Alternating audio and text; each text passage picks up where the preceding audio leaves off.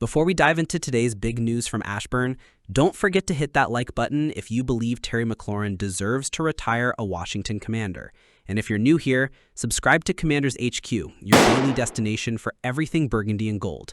Let's jump right in.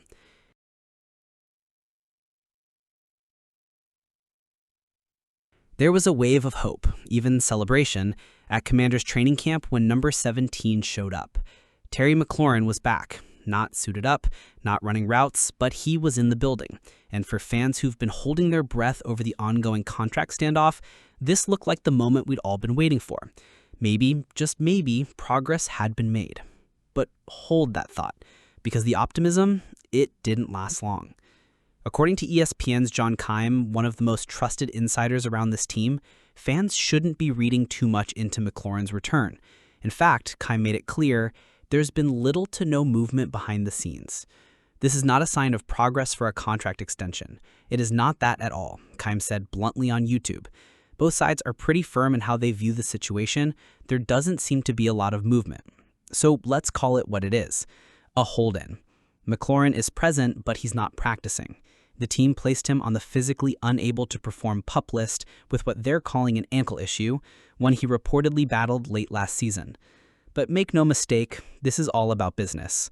Terry wants to be paid like a top receiver, and based on performance, he's earned that right.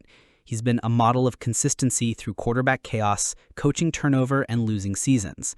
He's a captain, a culture carrier, and one of the most respected players in the entire NFL. But the front office, led by Adam Peters, is approaching this with caution. McLaurin turns 30 in September. This would be his third contract. And with big money already tied up in players like Deebo Samuel and Laremy Tunsil, Peters doesn't seem willing to break the bank. The Commanders are trying to build something sustainable, and while they want Terry long-term, they're not going to pay for past production. That's not how Peters operates. And here's where it gets tough. From Terry's side, there's real frustration. After everything he's done for this organization, staying loyal through dysfunction, carrying the offense, being the face of the franchise through its darkest years, he feels disrespected. He didn't publicly demand a trade. He didn't go scorched earth on social media, but sources say he's disheartened. And being back at the facility isn't about team unity. It's about avoiding $50,000 daily fines. That's not the vibe you want heading into a season where the window is wide open. From a front office lens, though, this is classic Adam Peters. Smart, disciplined, unemotional. He knows this team has a rare opportunity with Jayden Daniels still on a rookie contract.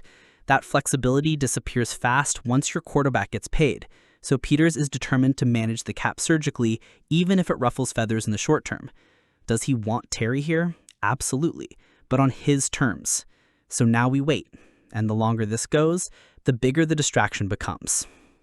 And speaking of Peters' big moves, while all eyes are on Terry, let's not ignore the other story at Commanders camp, Laremy Tunsil. The All-Pro left tackle was brought in from Houston in a blockbuster deal that's starting to look more and more like a season-defining swing. According to CBS Sports' Tyler Sullivan, the Tunsil trade was the fifth most important move of the entire NFL offseason. Why?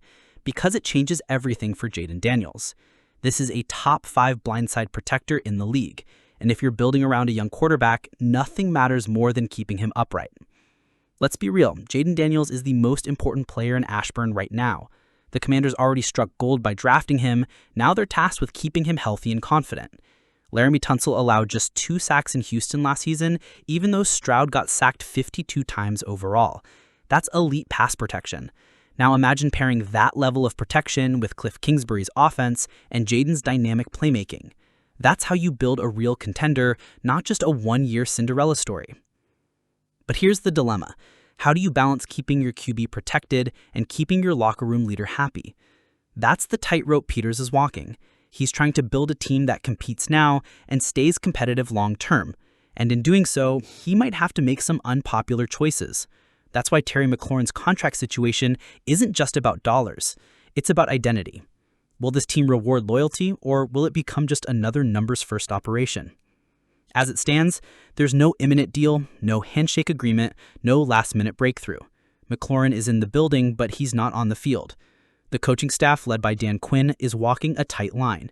They need their W1, but they also can't let this drama fester and bleed into camp. Jayden Daniels' development depends on clean energy and focus. This is a situation that can turn volatile quickly if not handled with care.